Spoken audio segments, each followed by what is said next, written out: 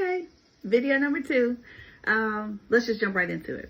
I'm talking about reasons that Black women don't get the type of support or assistance that they need or that they could benefit from. And number 2, the reason is financial. Now, I'm not saying you broke. I'm not saying you can't afford it. What I am saying is that virtual assistance has become a very trendy side hustle. Respectfully to anybody who's doing it as a side hustle, no shade, but it has become really trendy. So you can catch people, I believe overseas, that do it as low as $4 an hour, and then people in the States or other places that are charging over $100 an hour. And how do you know, right? How do you know who you can pay? How do you know who's worth their rate? And it's frustrating. I could see it being frustrating as a consumer, because typically you can't test drive a virtual assistant. You can't just try them out for a couple days and then that's it. And it's, free 5-day trial, because the virtual assistant is literally making her money that way. So nobody has the space to give you a free trial. So you got to pay something. A lot of times you have to do a commitment or some sort of a contract as well. You have to book purely on reviews and ratings and then how you feel on a discovery call. And so that can be a little bit jarring. As a virtual assistant, I'm not able to show you everything that I can do. I can tell you, but I can't tell you I just did A, B, and C for my client. No, because that's not my business to tell. That's my client's business. And things I'm handling for my clients is their business. Now, can I say I schedule appointments? Sure. But will you ever have a true understanding of how I handle that, and in terms of the detail and maybe, specific issues that I've run into and how I've overcome those to really book and make it easier for my client? No, you would know that, because I'm not going to really tell that, because it's their business. Now, there are ways that I could ease around and kind of say, oh, I did this, but nope, I don't even play about that. What you can do is ask me every single question under the sun. And I think not just myself, but I think most VAs tend to rely heavily on referrals and reviews for that exact reason, because I can't just tell you what I've done for other people. I can say I could do everything under the sun. When it comes to the money, how do you know when it's okay to spend what the amount is for a VA? It's based on what you can honestly afford and what the time that you get back, what the time is worth to you.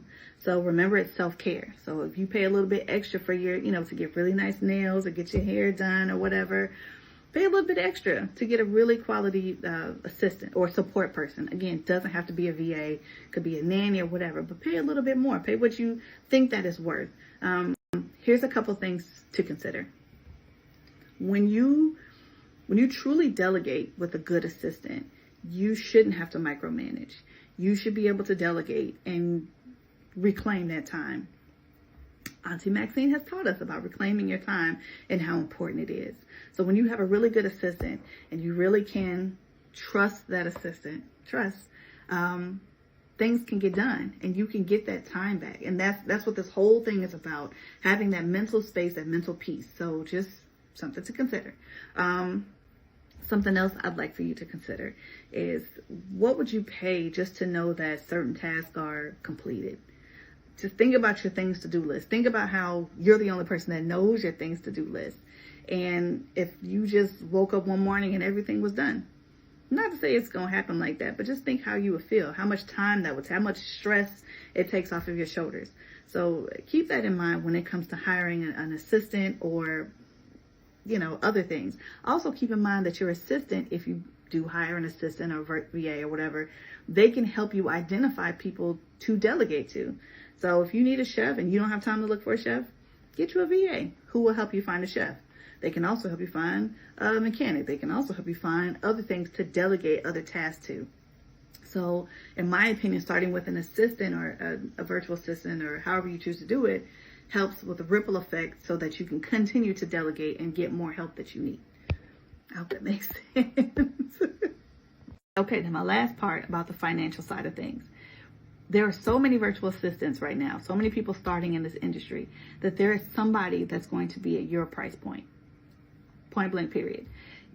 Everybody don't shop at Bloomington's. Everybody don't shop at, I don't even shop like that, y'all. I'm not gonna lie. Everybody don't shop at the big stores. Some folks still shop at Target. Like, get in where you fit in. Get in within your means and The most important part is to get support. The most important thing is to get support that is going to help. That's it. It don't have to be the beautiful, shiny VA that got all the best content in the world. That's not me. That's, she just looks the part. That's lovely. I love that for her. But you don't have to use that person. You could use somebody that does terrible at TikToks. No, I'm just kidding. No shade. But seriously, find somebody at your price point so you don't feel stressed, you don't feel burnt out. That way you can have the support as an ongoing thing. And you don't just, I paid for her for 2 months and now I can't afford it. Nope. Get something that works for you. Find somebody that works for you. And all these VAs have different specialties. But please, always do your due diligence. And like I said, I'll do a video about what that looks like later, but please do your due diligence when hiring support. It'll save you a lot of heartbreak and frustration down the line. All right, I think that's everything. So to sum it up, finances. Finance is another reason why Black women don't get the support that we deserve. And it's not that you can't afford it. Ain't nobody calling you broke. It's just, we want to be smart with our money. And VA services can be hard to price. It's hard to understand the pricing. It's hard, especially if you don't know what you need, which I'm about to get into. Don't feel like you can't ask a virtual assistant for a smaller package or a trial option or something like that. It can't hurt to ask. It can't hurt. If you're new to this and you want to try something and you have concerns financially, speak up. And if the person they don't receive what you're saying, it's probably not the person for you, sis. Just being honest, because you got to be able to be vulnerable. And that means financially as well.